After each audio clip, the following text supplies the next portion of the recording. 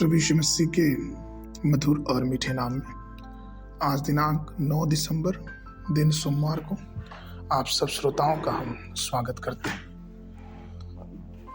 आज के दिन के लिए जो वचन है वो लिया गया है नीति वचन की पुस्तक उसका 20 अध्याय 22 पद। मत कह कि मैं बुराई का पलटा लूंगा, वरन यहोवा की बाट जो होता रहा वह तुझको छुड़ाएगा। प्रिय दाऊद उन लोगों के लिए महान उद्धार की प्रार्थना करता है जो परमेश्वर की बाट जो होते हैं।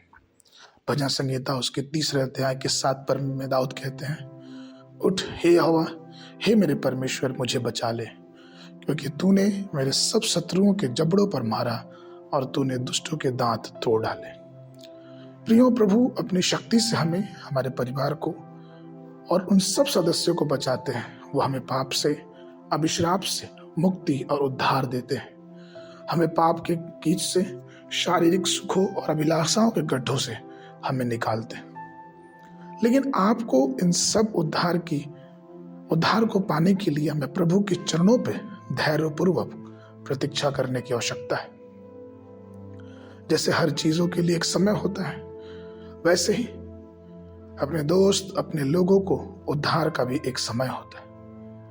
पवित्र शास्त्र 2 कुरिन्थियों उसके 6वें अध्याय के 2 पद में कहता है, क्योंकि वह तो कहता है कि अपनी प्रसन्नता के समय मैंने तेरी सुन ली और उद्धार के दिन मैंने तेरी सहायता की। देखो अभी वो प्रसन्नता का समय है, देखो अभी उद्धार का दिन है। प्रियो, जब पतरस पानी में डूब रहा था तो उसने प्रभु को पुकारा कि प्रभु मुझे बचाइए। प्रभु ने तुरंत अपना हाथ बढ़ा के उसे बचाया।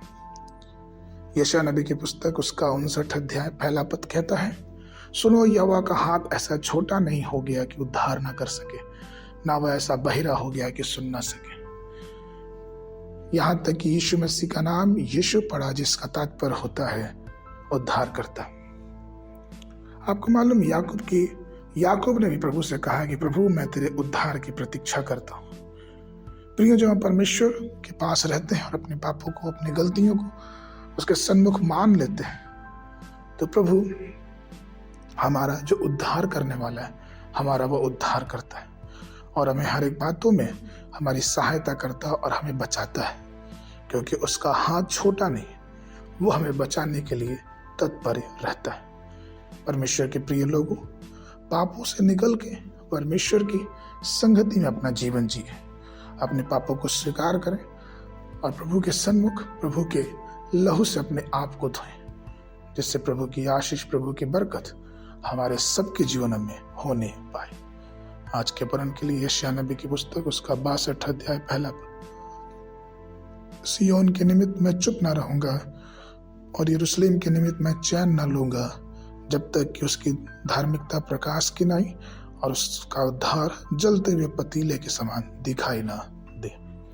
बाइबल अध्ययन के लिए सुबह के समय दानियल की पुस्तक उसका 11 और 12 अध्याय, शाम के समय यहूदा की पत्री उसका 1 अध्याय।